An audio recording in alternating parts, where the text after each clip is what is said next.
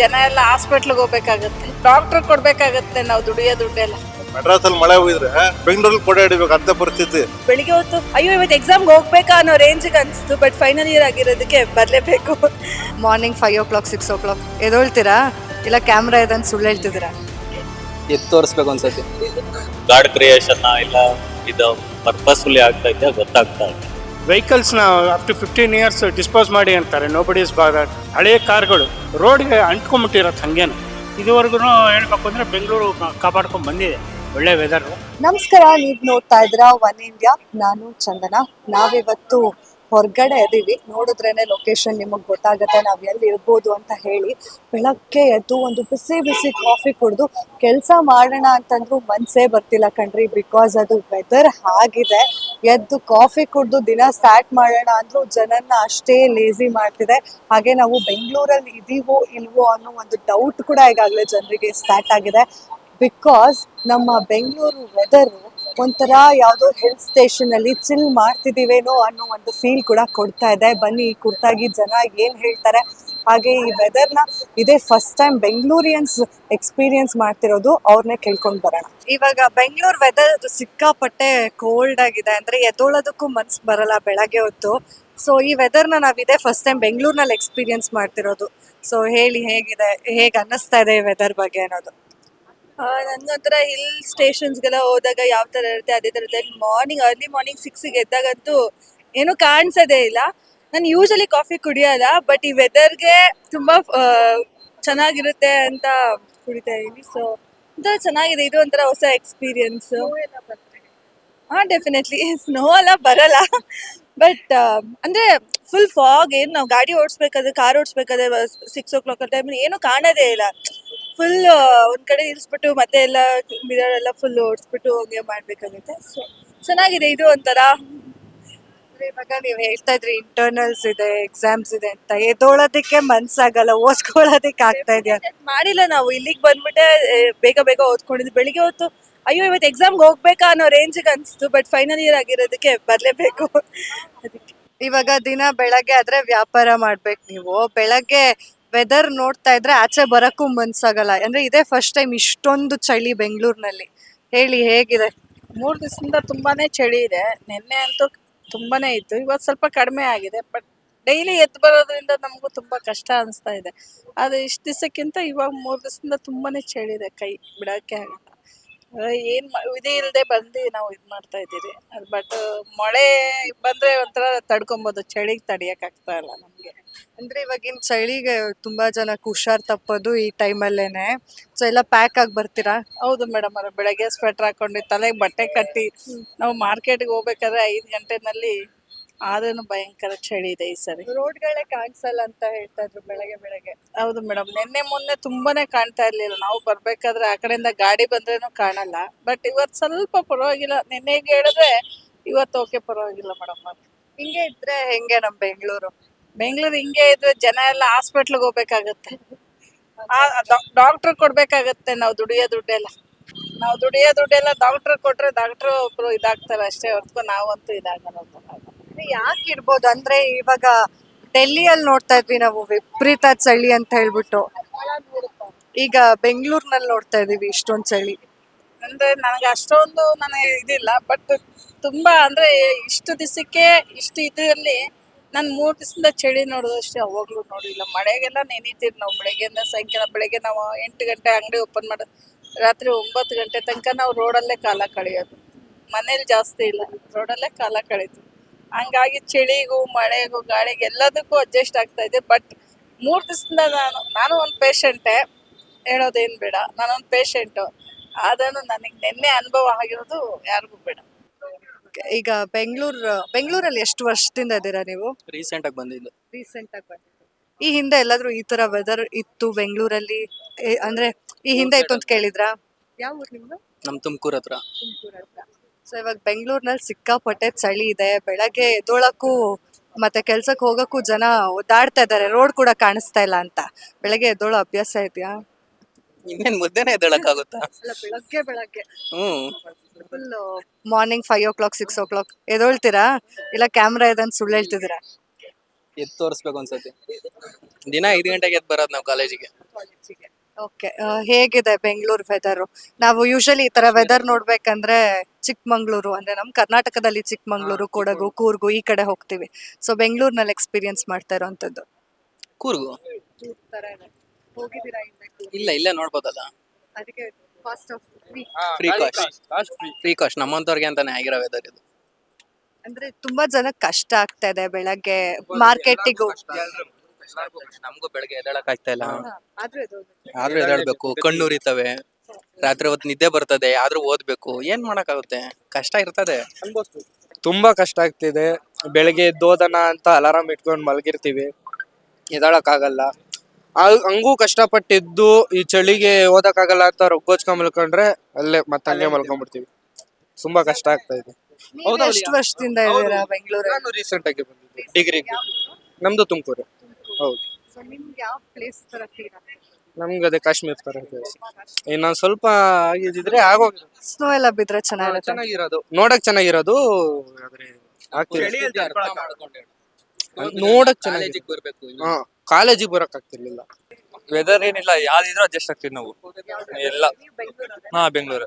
So Bengaluru weather ಈ ಹಿಂದೆ ಈ ತರ ಇರ್ಲಿಲ್ಲ. ಈ ಹಿಂದೆ ನಾವು ಡೆಲ್ಲಿಯಲ್ಲಿ ನೋಡ್ತಾ ಇದ್ವಿ ಈ ರೀತಿಯಾದಂತಹ ವೆದರ್ನ, ಅಂದ್ರೆ ಫಾಗ್ ತುಂಬಾ ರೋಡಲ್ಲಿ ತುಂಬಿಕೊಂಡು ಜನಗಳಿಗೆ ಕಾಣಿಸ್ತಾನೂ ಇರ್ತಿಲ್ಲ. ಆಗಿದ್ದು ವೆದರ್ ಇಂದ ಅಲ್ಲ, ನಮ್ಮ ಜನ ನಮ್ ನಮ್ ಜನಗಳು, ಕಾರ್ಗಳು, ಬೈಕ್ಗಳೆಲ್ಲ ಜಾಸ್ತಿ ಆಗ್ಬಿಟ್ಟು ಆ ಹೊಗೆಯಿಂದ ಬೆಂಗಳೂರಲ್ಲೂ ಗಾಡಿಗಳು ಜಾಸ್ತಿ ಆಗಿದೆ. ನಾನ್ ನೋಡಿರೋ ಮಟ್ಟಿಗೆ ಅಷ್ಟೊಂದೇನಿಲ್ಲ ಬೆಂಗಳೂರಲ್ಲಿ. ಸರ್ ಬೆಂಗಳೂರಿನಲ್ಲಿ ಎಷ್ಟು ವರ್ಷದಿಂದ ಇದ್ದೀರಾ? ಸರ್ ಮೇಡಮ್ ನಾವು ಒಂದು 5-6 ವರ್ಷದಿಂದ ಇಲ್ಲೇ ಇದ್ದೀವಿ. ಈ ಹಿಂದೆ ಈ ತರ ವೆದರ್ ನ ನೋಡಿದ್ರ ಬೆಂಗಳೂರಿನಲ್ಲಿ? ಅಂದ್ರೆ ಫುಲ್ ಕೋಲ್ಡ್ ಆಗಿದೆ ವೆದರ್, ತುಂಬಾ ಚಿಲ್ ಆಗಿದೆ. 6 ಇಯರ್ಸ್ ಇಂದ ಈ ತರ ಎಂದು ನಾವು ನೋಡಿಲ್ಲ. ಈ 3-4 ಡೇಸ್ ಇಂದ ಫುಲ್ ಚಳಿ, ಓಡಾಡೋದಕ್ಕೂ ಎಲ್ಲ ಹಿಂಸೆ ಆಗ್ತಾ ಇದೆ. ಬಟ್ ಈ ತರ ವೆದರ್ ಅದು ಏನಕ್ಕೆ ಆಗ್ತಾ ಇದೆ ಅಂತ ನಮಗೂ ಗೊತ್ತಿಲ್ಲ. ಬಟ್ ನಾವು 6 ಇಯರ್ಸ್ ಇಂದ ಈ ತರ ವೆದರ್ ನೋಡಿಲ್ಲ. ಈಗ ಸೈಕ್ಲೋನ್ ಇರ್ಬೋದು ಅಂತ ಒಂದಷ್ಟು ಜನ ಹೇಳ್ತಾ ಇದ್ದಾರೆ. ಸೊ ಇದೇ ಕಂಟಿನ್ಯೂ ಆದ್ರೆ ಆರೋಗ್ಯದ ಮೇಲೆ ಕೂಡ ತುಂಬಾ ಎಫೆಕ್ಟ್ಸ್ ಬೀಳತ್ತೆ. ಅದು ಸ್ವಲ್ಪ ಎಲ್ಲ ಹೆಲ್ತ್ ಇಶ್ಯೂಸ್ ಜಾಸ್ತಿ ಆಗ್ತಾ ಇದೆ. ನೆಗಡಿ, ಕೆಮ್ಮು, ಜ್ವರ ಅದೆಲ್ಲ ಮಾಮೂಲಿ, ಮಕ್ಕಳಿಗೆಲ್ಲ ಸ್ಟಾರ್ಟ್ ಆಗ್ತಾ ಇದೆ. ಬಟ್ ಈ ತರ ವೆದರ್ ಎಲ್ಲೂ ನಾವು ನೋಡಿಲ್ಲ. ಇದು ಯಾವ ಪರ್ಪಸ್ಗೆ ಆಗ್ತಾ ಇದೆ, ಇಲ್ಲ ಗಾಡ್ ಕ್ರಿಯೇಷನ್, ಇಲ್ಲ ಇದು ಪರ್ಪಸ್ಫುಲಿ ಆಗ್ತಾ ಇದೆಯಾ ಗೊತ್ತಾಗ್ತಾ ಇಲ್ಲ. ಬಟ್ ಎಂದು ನಾವು ನೋಡಿಲ್ಲ ಈ ತರದ್ದು. ಸಾಕಷ್ಟು ಜನಕ್ಕೆ ಖುಷಿ ಏನಂತಂದ್ರೆ ಈ ತರ ವೆದರ್ ನಮ್ ಬೆಂಗಳೂರಿನಲ್ಲೂ ಇವಾಗ ಸ್ಟಾರ್ಟ್ ಆಗಿದೆ, ನಾವು ಕೂರ್ಗು ಚಿಕ್ಕಮಂಗ್ಳೂರು ಹೋಗೋ ಅವಶ್ಯಕತೆ ಇಲ್ಲ ಅಂತ. ಅಂದ್ರೆ ಕೆಲವರು ತಮಾಷೆಲ್ಲೂ ಹೇಳ್ತಾರೆ. ಸೊ ಅಂದ್ರೆ ಈ ಹಿಂದೆ ನೀವೇನಾದ್ರೂ ಕೂರ್ಗು, ಚಿಕ್ಕಮಂಗ್ಳೂರು ಆ ಕಡೆ ನಾರ್ತ್ ಸೈಡ್ ಹೋಗಿದ್ರೆ ಈ ತರದೇ ವೆದರ್ ಎಕ್ಸ್ಪೀರಿಯನ್ಸ್ ಮಾಡಿದೀರಾ? ಎಕ್ಸ್ಪೀರಿಯನ್ಸ್ ಮಾಡಿದ್ದೀವಿ. ಬಟ್ ಇಲ್ಲಿ ಇರೋದಕ್ಕೂ ಅಲ್ಲಿ ಇರೋದಕ್ಕೂ ತುಂಬಾನೇ ಡಿಫ್ರೆನ್ಸ್ ಇದೆ. ಯಾಕೆಂದ್ರೆ ಅಲ್ಲಿ ನೇಚರ್ ಇರುತ್ತೆ, ಎಲ್ಲ ನೋಡ್ಲಿಕ್ಕೆ ಸೈಟ್ ಸೀಯಿಂಗ್ ಇರುತ್ತೆ. ಇಲ್ಲಿ ಬರೀ ನಾವೇನಂದ್ರೆ ರೆಗ್ಯುಲರ್ ಆಗಿ ಜಾಬ್ಗಾಗ್ಲಿ ಇನ್ನೊಂದಕ್ಕಾಗ್ಲಿ ಓಡಾಡಬೇಕು ಅಂದ್ರೆ ಸ್ವಲ್ಪ ಹಿಂಸೆನೇ ಆಗುತ್ತೆ. ಆ ಪರ್ಪಸ್ಫುಲಿ ನಮ್ಗೇನಿದೇನು ಆ ಥರ ಡಿಫ್ರೆನ್ಸಿಯೇಷನ್ ಏನಿಲ್ಲ. ಬಟ್ ಹೆವಿ ಇದೆ. ಇದರಿಂದ ನಾವು ಒಂದು ಫೀಲ್ ಮಾಡೋ ಒಂದು ವ್ಯಕ್ತಿತ್ವನೇ ಬೇರೆ ತರ ಕಾಣಿಸ್ತಾ ಇದೆ ನಮಗೆ. ಸೊ ಹಂಗಾಗಿ ಇದು ಒಂಥರ ಡಿಫ್ರೆನ್ಸ್ ಆಗಿದೆ. ನೀವೆಷ್ಟು ವರ್ಷದಿಂದ ಇದ್ದೀರಾ ಸರ್? ಸೊ ಈ ಹಿಂದೆ ಅಂದ್ರೆ 25 ವರ್ಷಗಳ ಹಿಂದೆ ಈ ತರ ವೆದರ್ ಇತ್ತ ಬೆಂಗಳೂರಿನಲ್ಲಿ? ಇಷ್ಟು ಒಂದ್ಸರಿ ಇಲ್ಲ ಮ್ಯಾಮ್. ಬಂದ್ರೆ ಮಳೆ ನೋಡಿರ್ತೀವಿ ಅಷ್ಟೇ, ಈ ತರ ಕೋಲ್ಡ್ ಎಲ್ಲ ನೋಡಿರ್ಲಿಲ್ಲ. ಇದ್ರೆ ವೆಸ್ಟರ್ನ್ ಘಾಟ್ ಆ ಸೈಡ್ ಮಾತ್ರ ಇರುತ್ತೆ ಅಷ್ಟೇ. ಚಿಕ್ಕಮಂಗ್ಳೂರು ಆ ಸೈಡ್ ಇದೆಯೋ ಅದೇ ತರ ಫೀಲ್ ಇದೆ ಇಲ್ಲಿ. ಅಲ್ಲೇ ನೇಚರ್ಸ್ ಇರುತ್ತೆ, ಇಲ್ಲಿ ಮಾಮೂಲಿ ಸಿಟಿ ಇರುತ್ತಲ್ಲ, ಅಷ್ಟೇ ಡಿಫ್ರೆನ್ಸ್. ಅಂದ್ರೆ ಇವಾಗ ನಮ್ಮ ಪ್ರಕೃತಿಯಲ್ಲಿ ಏನೇ ಚೇಂಜಸ್ ಆದ್ರೂ ಮನುಷ್ಯನೇ ಕಾರಣ ಅಂತ ಹೇಳ್ತಾರೆ. ಅಂದ್ರೆ ಒಂದು ಮಳೆ ಬರೋದಕ್ಕಾಗ್ಲಿ, ಬಿಸಿಲು ಬೀಳೋದಕ್ಕಾಗ್ಲಿ, ಅಥವಾ ಚಳಿ ಆಗೋದಕ್ಕಾಗ್ಲಿ, ಅಂದ್ರೆ ಬೆಂಗಳೂರಿನಲ್ಲಿ ಅಷ್ಟು ಸಾಕಷ್ಟು ಚೇಂಜಸ್ ಆಗಿರೋದ್ರಿಂದ ಏನಾದ್ರೂ ಈ ತರ ಪ್ರಕೃತಿಯಲ್ಲಿ ಪರಿವರ್ತನೆಗಳಾಗ್ತಾ ಇದೆಯಾ ಅನ್ನೋದು? ಆ ಥರ ಚೇಂಜಸ್ ಏನಿಲ್ಲ. ಈ ಕ್ಲೈಮೇಟ್ ಅಲ್ಲಿ ಆಗಾಗ ಬದಲಾವಣೆ ಆಗೋದು ಪ್ರಕೃತಿ ದತ್ತ ಹಾಗೆ ಆಗುತ್ತೆ. ಅದರಲ್ಲಂತ ಏನಿಲ್ಲ, ಆ ಥರ ಅಂತ ಏನಿಲ್ಲ. ಈಗ ತುಂಬಾ ಜನಕ್ಕೆ ಬೆಳಗ್ಗೆ ಆಫೀಸಿಗೆ ಹೋಗೋರಿಗೆ ಅಥವಾ ಬೀದಿ ಬದಿ ವ್ಯಾಪಾರಿಗಳಿಗೆ ಇವ್ರುಗಳಿಗೆ ಜಾಸ್ತಿ ಕಷ್ಟ ಆಗ್ತಾ ಇರುವಂತದ್ದು. ಅಂದ್ರೆ ಬೆಳಗ್ಗೆನೆ ಎದ್ದು ಮಾರ್ಕೆಟಿಗೆ ಹೋಗಿ ತರದು ತರಕಾರಿಗಳನ್ನ, ಹೂವನ್ನಾಗಿರ್ಬೋದು, ಇನ್ನು ಮಕ್ಕಳು ಸ್ಕೂಲಿಗೆ ಬೆಳಗ್ಗೆನೆ ಎದ್ದು ಹೋಗೋದಾಗಿರ್ಬೋದು, ಈ ತರ ಪ್ರಾಬ್ಲಮ್ಸ್ ತುಂಬಾ ಜನ ಫೇಸ್ ಮಾಡ್ತಾ ಇದ್ದಾರೆ. ನೀವ್ ಆ ತರ ಏನಾದ್ರು ಫೇಸ್ ಮಾಡ್ತಾ ಇದ್ದೀರಾ? ಹೌದು ಮೇಡಮ್, ನಾವು ಫೇಸ್ ಮಾಡ್ತೀವಿ. ಬೆಳಗ್ಗೆನೆ ತುಂಬಾ ಚಳಿ ಇರುತ್ತೆ, ಎದ್ದೊಳಕ್ಕಾಗಲ್ಲ, ಟೈಮ್ ಆಗೋದೇ ಗೊತ್ತಾಗಲ್ಲ. ಆಫೀಸಿಗೆ ಬರಬೇಕು, 10:30ಗೆಲ್ಲ ಬರಬೇಕಾಗುತ್ತೆ. ಹಂಗಾಗಿ ಅಟೆಂಡೆನ್ಸ್ ಲೇಟು. ಬಟ್ ಮ್ಯಾನೇಜರ್ಗಳು ಎಲ್ಲ ಬರ್ತಾರೆ, ಅವಾಗ ಸುಮ್ಮನೆ ಏನೋ ಒಂದು ಮಾತು ಹೇಳ್ತಾರೆ, ಹಂಗಾಗಿ ಪ್ರಾಬ್ಲಮ್ಸ್ ಆಗುತ್ತೆ. ಇದು ಹಿಂಗೆ ಕಂಟಿನ್ಯೂ ಆದ್ರೆ ನಮ್ಮ ಬೆಂಗಳೂರಿನ ಪರಿಸ್ಥಿತಿ ಮುಂದೆ ಹೇಗಿರ್ಬೋದು? ಹೀಗೆ ಕಂಟಿನ್ಯೂ ಅಂದ್ರೆ ಮೇಡಮ್, ಈಗ 1 ಅವರ್ ಆಗೋ ಕೆಲಸ 2 ಅವರ್ ಆಗುತ್ತೆ, 3 ಅವರ್ ಆಗೋ ಕೆಲಸ 6 ಅವರ್ ಆಗುತ್ತೆ ಮೇಡಮ್. ಎಲ್ಲ ಲೇಸಿನೂ ಮಾಡ್ಬಿಡುತ್ತೆ. ಮೇಡಮ್ ಲೇಸಿನೂ ಆಗುತ್ತೆ.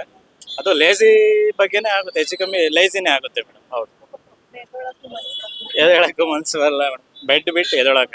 ಕಾಫಿ ಒಂದಮ್ಮು. ಎಸ್, ದಮ್ಮೇನಿಲ್ಲ, ಕಾಫಿ ಮಾತ್ರ ಮೇಡಮ್ ಅಷ್ಟೇ. ಏನು ಚಳಿ that is because of again global warming ಅಂತ ಹೇಳ್ಬೋದು.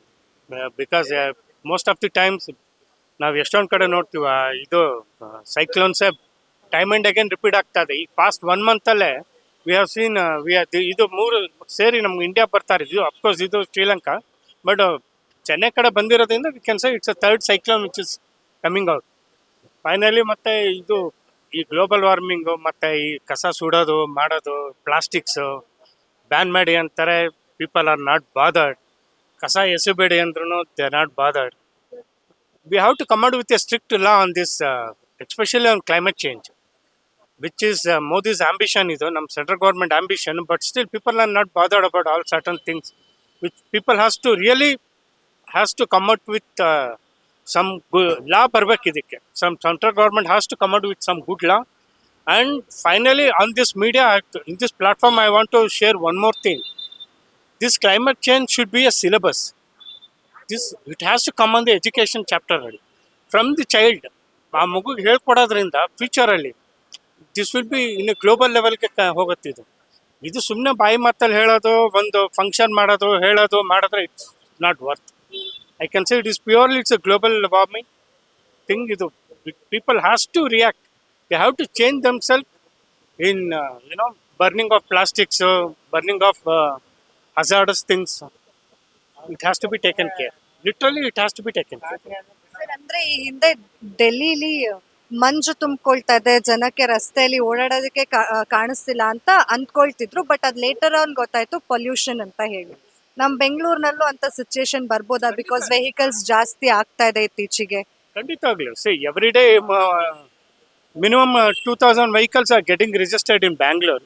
Now it is becoming, earlier it was ನಿಮ್ಗೆ ಈ ರೋಡ್ ಅಲ್ಲ ನಿಮ್ಗೆ ಬ್ರಾಡಾಗಿ ಕಾಣೋದು ಮುಂಚೆ. Now it is become like avenue road ಥರ ಕಾಣುತ್ತೆ, ಬ್ಯಾಂಗ್ಳೂರ್ ಅವಿನ್ಯೂ ರೋಡ್ ಥರ. ಈಗ ಪೀಪಲ್ ಆರ್ ನಾಟ್ ವಾಕ್ ಮಾಡೋಕ್ಕೂ ಆಗಲ್ಲ ಫುಟ್ಪಾತಲ್ಲಿ. It is vehicles are too much in Bangalore getting, and most of the people are migrating from other states to Bangalore for work. So ಇದರಲ್ಲಿ again it's a pollution. Obviously air quality will come down drastically, it will come down. ಡೆಲ್ಲಿಲಿ ನೀವು ಹಂಗೆ ತೊಗೊಬೇಕು ಅಂದರೆ ನಿಮಗೆ minimum 3 to 4 States connect ಆಗುತ್ತೆ. ಅಲ್ಲಿ ನೋಯ್ಡಾಲ್ಲಿ ನೀವು ಆ ಕಡೆ ಬಂದರೆ ಹರಿಯಾಣ ಬರುತ್ತೆ, ಪಂಜಾಬ್ ಬರುತ್ತೆ, ಮತ್ತು ಈ ಕಡೆ ನೋಯ್ಡಾ ಬರುತ್ತೆ, ಗ್ರೇಟರ್ NCR ಇದೆ, ಎಲ್ಲ this all get connected. Obviously it's all polluted things. People has to again ಇದರಲ್ಲೂ ಅಷ್ಟೇ, ವೆಹಿಕಲ್ಸ್ನ ಅಪ್ ಟು 15 years ಡಿಸ್ಪೋಸ್ ಮಾಡಿ ಅಂತಾರೆ, ನೋಬಡಿ ಇಸ್ ಬಾದರ್ಡ್. ನೀವು ಇವತ್ತಿಗೂ ಗಲ್ಲಿಗೆ ಹೋದ್ರೂ ಯು ಕ್ಯಾನ್ ಸಿ ಹಳೆಯ ಕಾರ್ಗಳು ರೋಡ್ಗೆ ಅಂಟ್ಕೊಂಬಿಟ್ಟಿರತ್ತೆ ಹಂಗೇನೆ. It has gone literally 1 inch ಒಳಗಡೆ ಹೋಗಿರುತ್ತೆ. ಅದನ್ನ ಯಾರು ಅವ್ರ ಮನೆಯವರು ಬಿಡೋಲ್ಲ. ಪೊಲೀಸವ್ರು ಫಸ್ಟ್ ಆಫ್ ಆಲ್ ಇದ್ರ ಬಗ್ಗೆ ಇನಿಷಿಯೇಟ್ ಮಾಡಲ್ಲ. ಸೆಂಟ್ರಲ್ ಗೌರ್ಮೆಂಟ್ ಅವ್ರು ಬಂದು ಇಲ್ಲ ಸ್ಟೇಟ್ ಗೌರ್ಮೆಂಟ್ ಅದನ್ನ ಇನಿಷಿಯೇಟ್ ಮಾಡಕ್ಕೆ ಹೋದಾಗ ಜಗಳ ಆಡ್ತಾರೆ ಬಂದು. People are not bothered. ಅದಕ್ಕೆ ಹೇಳಿದ್ದು we have to come out with a strict law basically on this climate change. It has to be on syllabus. On education sector we have to come out on this. Sir, ಈಗ ಅಂದ್ರೆ ಈಗ ಸಾಕಷ್ಟು ಜನ ಈ ವೆದರ್ನ enjoy ಮಾಡೋರು ಇದ್ದಾರೆ. ಅಂದ್ರೆ ನಮ್ಮ ಬೆಂಗಳೂರಿನಲ್ಲಿ ಈ ತರ ವೆದರ್ನ ನಾವ್ ಈ ಹಿಂದೆ ನೋಡಿರ್ಲಿಲ್ಲ, ತುಂಬಾ ಚೆನ್ನಾಗಿದೆ. ಅಂದ್ರೆ ನಾವೆಲ್ಲೋ ಚಿಕ್ಕಮಂಗ್ಳೂರು, ಕೊಡಗು ಹೋಗ್ಬೇಕಾಗಿಲ್ಲ, ಈ ತರದೊಂದು ಒಪಿನಿಯನ್ ಕೂಡ ಇದೆ. ಬಟ್ ಇನ್ಸೈಟ್ಸ್ ನಾವು ನೋಡೋದಾದ್ರೆ ಸಾಕಷ್ಟು ತೊಂದರೆಗಳಾಗತ್ತೆ ಇದರಿಂದ ಅಂತ. ಅಂದ್ರೆ ಈ ವರ್ಷ ಎಕ್ಸ್ಟ್ರೀಮ್ ಸಮ್ಮರ್ ನೋಡಿದೀವಿ, ನಾವು ಬಿಸಿಲು ನೋಡಿದೀವಿ, ಎಕ್ಸ್ಟ್ರೀಮ್ ಅಲ್ಲಿ ಮಳೆ ನೋಡಿದೀವಿ, ಈಗ ಎಕ್ಸ್ಟ್ರೀಮ್ ಅಲ್ಲಿ ಚಳಿ ಕೂಡ ಎಕ್ಸ್ಪೀರಿಯನ್ಸ್ ಮಾಡ್ತಾ ಇದ್ದಾರೆ ಜನ. ಸೊ ಹೇಳಿ ಸರ್, ನಿಮ್ಗೆ ಏನ್ ಅನ್ಸುತ್ತೆ ಇದ್ರ ಬಗ್ಗೆ? ಇದರಲ್ಲಿ ಮೆರಿಟ್ಸು ಡಿಮೆರಿಟ್ಸ್ ಎರಡೂ ಇದೆ. ಬೆಂಗಳೂರು ಜನ ಬರೋದೇನೆ ಇಲ್ಲಿ ವೆದರ್ಗೆ. ಮುಂಚೆಯಿಂದನೂ ಹಂಗೆ. ಮೊನ್ನೆ ಯಾವುದೋ ಒಂದು ನೋಡ್ತಾ ಇದ್ವಿ, 1884 ಬೆಂಗಳೂರು 7.6 ರೆಕಾರ್ಡ್ ಆಗಿತ್ತಂತೆ ಮಧ್ಯಾಹ್ನ 1 ಗಂಟೆಗೆ. ಸೊ ಈಗ 18ಗೆ ನಮಗೆ ತಡೆಯೋಕ್ಕಾಗ್ತಾ ಇಲ್ಲ. ಆವಾಗ ಜನಗಳು ಎಷ್ಟು ಒದ್ದಾಡಿದ್ರೆ ಗೊತ್ತಿಲ್ಲ. ಮತ್ತು ಬೆಂಗಳೂರು ಅಂತ ತೊಗೊಂಡ್ರೆ ಇಲ್ಲಿ ಅನ್ಸ್ಟ್ರಕ್ಚರ್ಡ್ ಅನ್ಸ್ಟ್ರಕ್ಚರ್ಡ್ ಆಗಿ ಸ್ಟ್ರಕ್ಚರ್ ಆಗ್ತಾ ಇದೆ.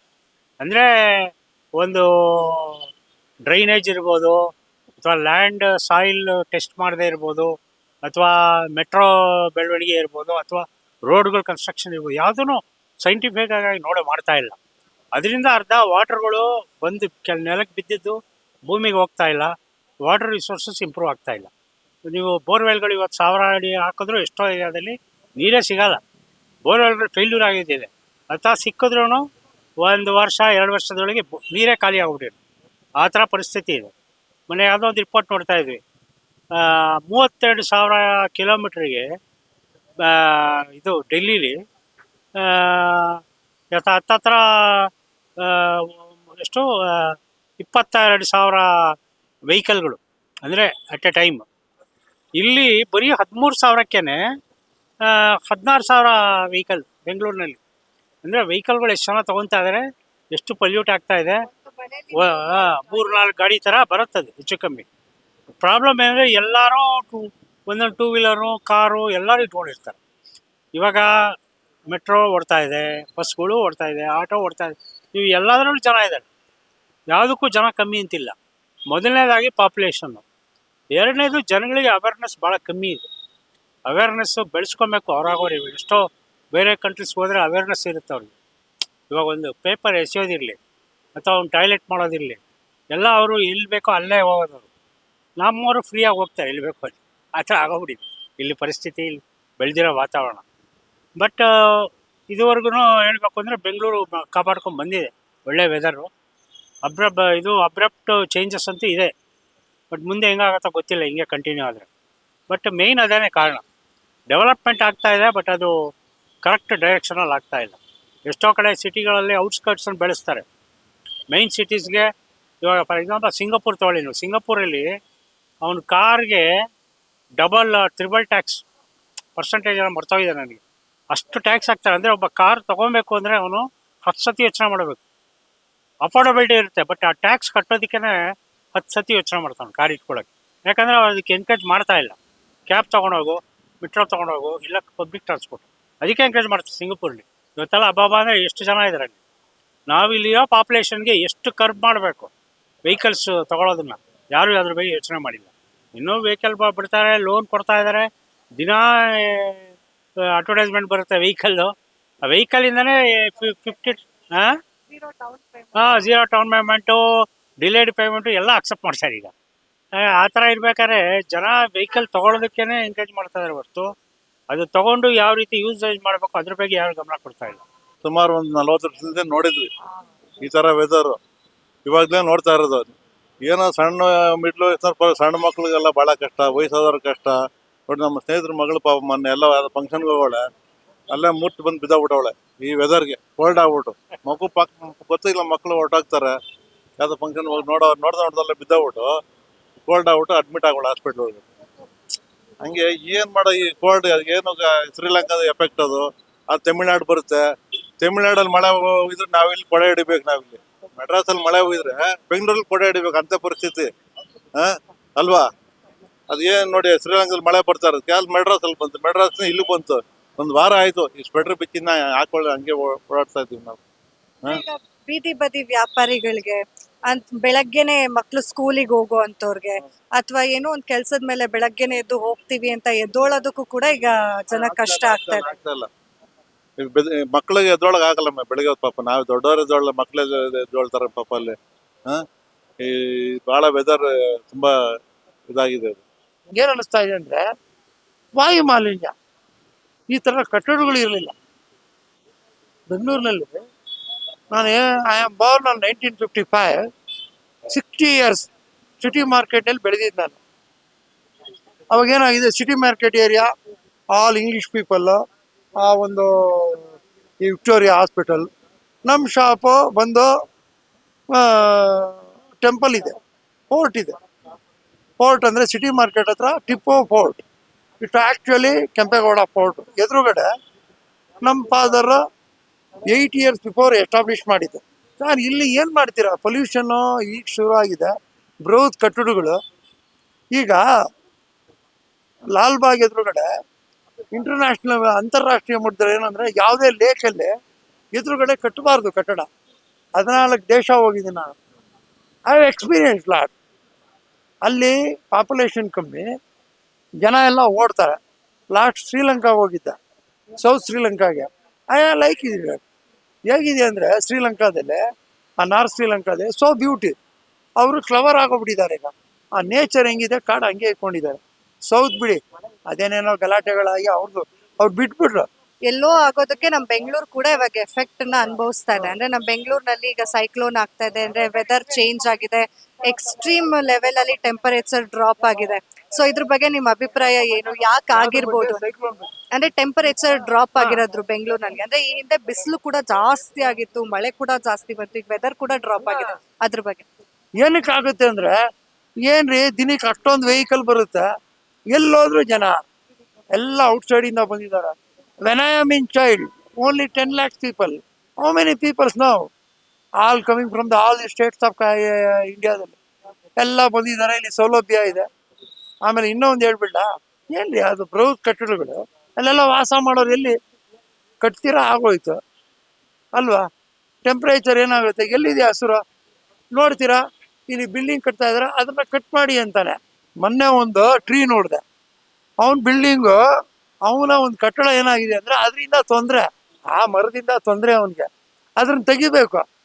ಅವನೇನ್ ಮಾಡ್ತಾನೆ ಅಂದ್ರೆ ರಾತ್ರಿ ಹೊತ್ತು ಇಲೀಗಲ್ ಆಗಿ ಅದಕ್ಕೇನೋ ಹಾಕ್ಸ್ಬಿಡ್ತಾನೆ. ಆ ಮರ ಏನೇ ಒಂದು ಅಲ್ಲ, ನಾನು ಹೇಳ್ತೀನಿ, ಏನ್ರಿ ಇದು ಮೊನ್ನೆ ಇತ್ತು ಮರ, ಏನಾಯ್ತು ಡಿಸ್ಮೆಂಟ್ಲ್ ಆಗೋಯ್ತು. ಫಾರೆಸ್ಟ್ನವ್ರು ಏನ್ ಮಾಡ್ತಾರೆ? ಏನ್ ರಾತ್ರಿ ಎಲ್ಲ ಕಾಯ್ಕೊಳಕ್ಕಾಗತ್ತಾ ಎನ್ವೈರ್ಮೆಂಟ್ನ? ಹಾಗಾಗಿ ಟೆಂಪ್ರೇಚರ್ ಡಿಪ್ರೆಸ್ ಆಗುತ್ತೆ. ಬೆಂಗಳೂರು ನೋಮೋ, ಏನೋ ದೇವ್ರ ಕೃಪೆಯಿಂದ ನಾನು ಸ್ವಿಟ್ಜರ್ಲೆಂಡಲ್ಲಿ ಇದ್ದೆ, ಕಾಶ್ಮೀರದಲ್ಲೂ ಇದ್ದೆ. I have stayed in 9 days in Kashmir, 4 days in Switzerland. Alp mountain ಹೋಗಿದ್ದೆ. ನಾನು ಯಾರೋ ಕೇಳಿದ್ರು, what is your difference between Alp mountain and Kashmir? I like Kashmir. ಅಲ್ಲೂ ನೇಚರು. ಮೂರನೇದು ಬೆಂಗಳೂರು. ಎಲ್ಲಿದೆ ಇಷ್ಟು ಜನ ಪಬ್ಲಿಕಲ್ಲಿ? ಯಾರು ನೋಡಿ ನದಿಗಳು, ಪೊಲ್ಯೂಟೆಡ್ ವಾಟರು, ಬೆಳೆಯೋದು ಯಾವುದ್ರಲ್ಲಿ ಬೆಳಿತೀರಾ ನೀವು? ಇಷ್ಟು ಇದು ಒಂದು ತರಕಾರಿ ಆಗಲಿ ಯಾವ ವಾಟ್ರಲ್ಲಿ ಬೆಳೀತಾ ಇದ್ದೀರಾ? ಸ್ಯಾನಿಟೇಷನ್ ಎಲ್ಲಿ ಹೋಗ್ತಾ ಇದೆ? ಅದೇ ಲಾಲ್ಬಾಗ್ ಹೋಗ್ತೀನಿ, ಆ ನೀರನ್ನ ಇದು ಮಾಡಿ ಬಿಟ್ಟಿದ್ದಾರಂತ, ಯಾವುದೋ ಯಾಕೆ ನ್ಯಾಚುರಲ್ ಆಗಿ ಬಿದ್ದಿರೋ ವಾಟರ್ನ ಯಾಕೆ ನೀವು ಅಕ್ಯುಮುಲೇಟ್ ಮಾಡಿ ಇಟ್ಕೊಂಡಿಲ್ಲ? ನಾನು ಚಿಕ್ಕ ವಯಸ್ಸಿನಲ್ಲಿ ಇದ್ದಾಗಿಂದ ಅಕ್ಯುಮುಲೇಟ್ ಬೈ ಪ್ಯೂರ್ ವಾಟರ್ ಇಲ್ಲಿ ಲೇಕಲ್ಲಿ. ಅದೇನು ಫಿಲ್ಟರ್ ಮಾಡಿ ಅದಕ್ಕೆ ಯಾಕೆ ಬಿಡ್ತೀಯ ನೀನು? ಬೇರೆ ಕಡೆ ಬಿಡು. From past few days, we are experiencing a very chilled weather in Bengaluru. We have never seen it before. So, how do you feel about this weather? Frankly speaking, it's really good. For the past month, it was very, very hot. But now we see there's tremendous change. I think this is effect due to the cyclone in Andhra and Chennai, wherever. Okay. So, really, really nice. And we are really enjoying this present weather. It actually feels like we are in hill station nowadays. We are feeling that we are in some hill stations. We are going through some vacation and all that kind of feeling we are going through. So how do you feel about that? Definitely, we don't have to go anywhere and spend money. We stay back and enjoy the weather. This is what I suggest everyone. Thank you. So kind of you.